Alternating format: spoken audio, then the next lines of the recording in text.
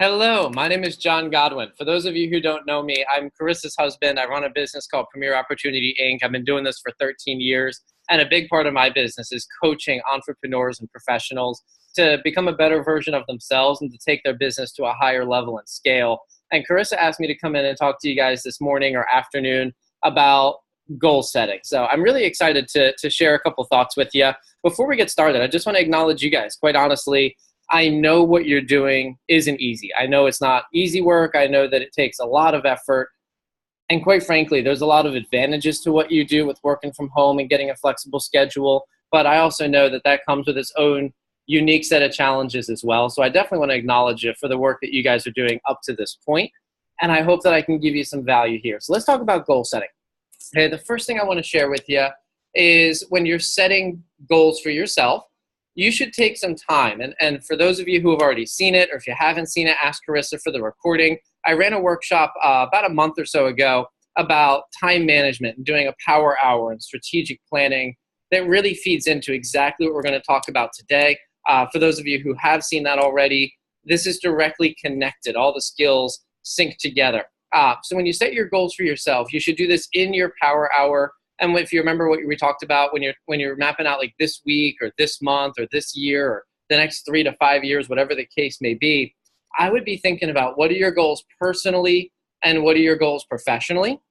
And when you set goals for yourself, my encouragement is to set big, crazy goals. I've heard it called a BHAG, a big, hairy, audacious goal. It's a little bit countercultural. What most people tell you is to be reasonable or be realistic.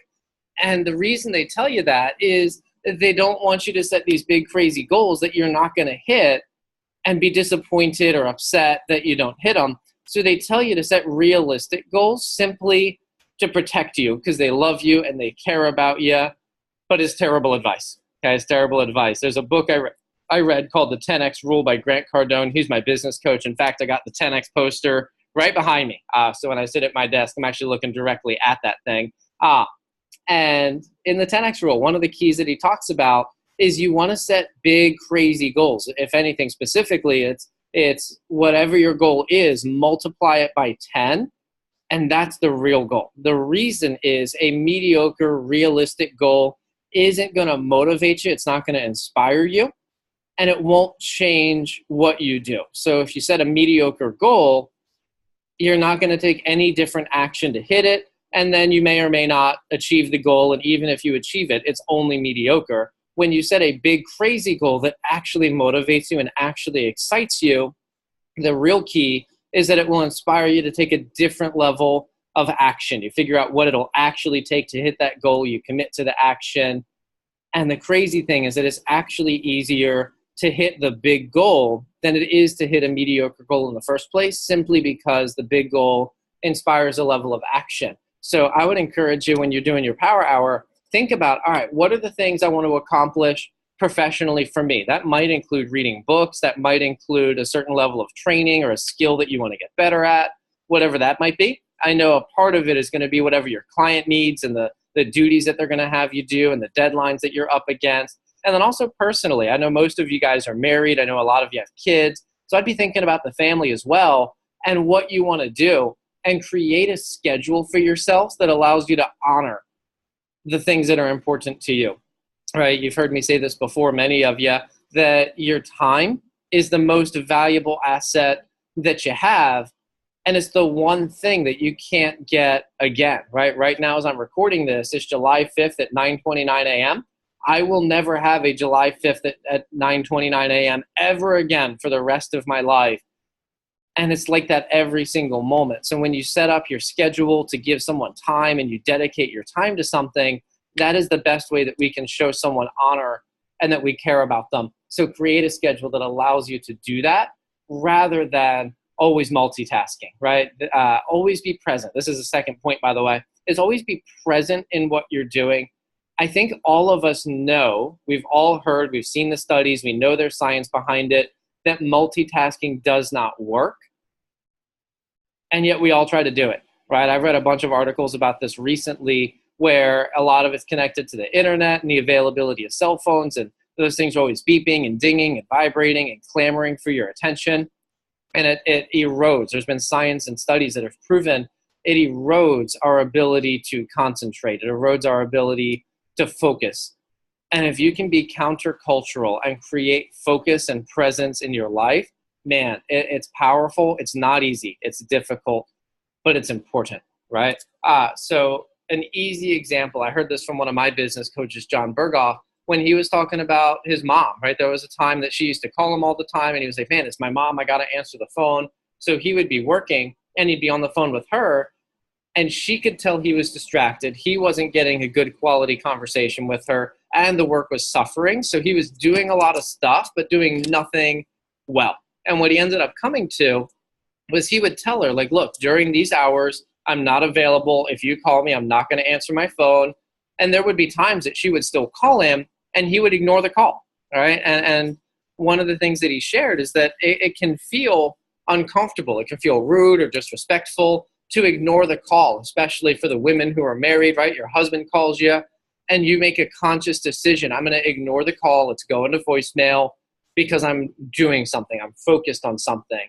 But then when you go and call that person back later and you're not multitasking, you're not doing something else, you can have a much different conversation, one that has a lot more value and a lot more meaning to it. So that's one of the things I would encourage is whatever you're doing, if you've got a time block set up and you're set to be rolling orders, make sure you're only rolling orders, not checking your email, not texting, you're not on social media, you're rolling orders. If you've got a time block where you're supposed to be making phone calls, resist the temptation to go on Facebook or to text your kids or whatever the case may be while you're making phone calls. And I know the temptation is like, oh, well, it's ringing, so it's fine. It's not fine. It takes away your focus and it keeps you from being present, right? I'll tell you, I want you guys to ask Carissa about this after this workshop. She's reading a book right now called Deep Work by, I believe it's called Cal Newport is the author, I believe. I know the book is called Deep Work.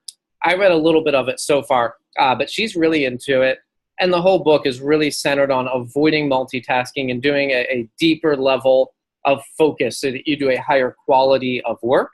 And Carissa is one. I hope I'm not throwing her under the bus. It's a little bit too late now if I am, but that's not my intention. But she's been one where she's always multitasking, doing multiple things. And I've had conversations with her, the same one I'm having with you. It just doesn't work. Don't do it. Be present. And it hasn't clicked for her. But now that she's reading this book, she's like, man, I get it now.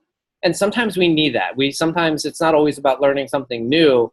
It's about learning something true, right? Or knowing something true. So I would encourage you, find some resources or ask some questions, whatever it is, whatever's going to help you not just know the information, but actually put it into practice. That is the key. And I would encourage you to ask Carissa about the book that she's reading. I'm sure that she'd be happy to share. And I know it helped flip a switch for her, and hopefully it could do the same for you as well.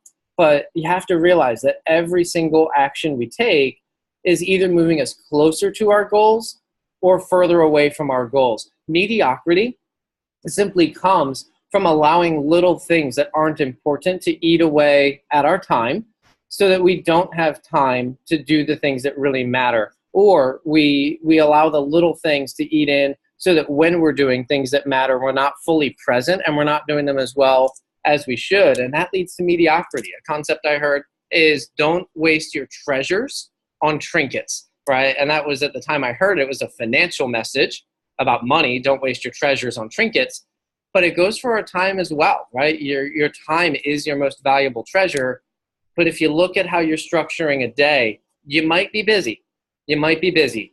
But there's a difference between being busy and being productive. I even talked to a guy on my sales team yesterday, and quite honestly, he's been underperforming. He's been doing terrible. And I asked him, I said, hey, on a scale of 1 to 10, how would you rate your work in the past week? And he's like, oh, I'd give it a 6. Right? Not great, not excellent, but better than average. And when I looked at him, I was like, dude, we're 4 or 5 days into the week, and all you've done is 2 appointments, and you've made 22 phone calls in 5 days. That's it.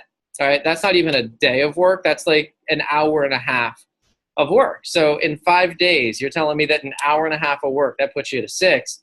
There's a disconnect. And the reason there was a disconnect is because he's been busy. He's like, oh, well, I did this for 3 hours, and I did this, and I did this, and I've done so many things.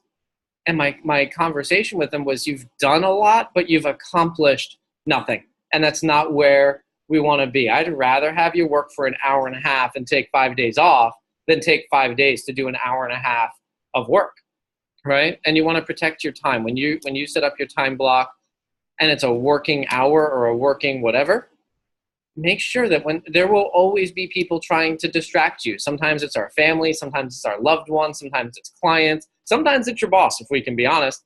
Don't allow disruptions. Don't allow distractions. One of the keys is that you have to be able to say no. And the most successful people are the ones that say yes to the things that matter, but they say no more than they say yes. And that's important. You got to protect your time. And again, the whole goal is that you guys become super productive. You become excellent in your business, in your personal life, and that you figure out what it is that you're trying to do.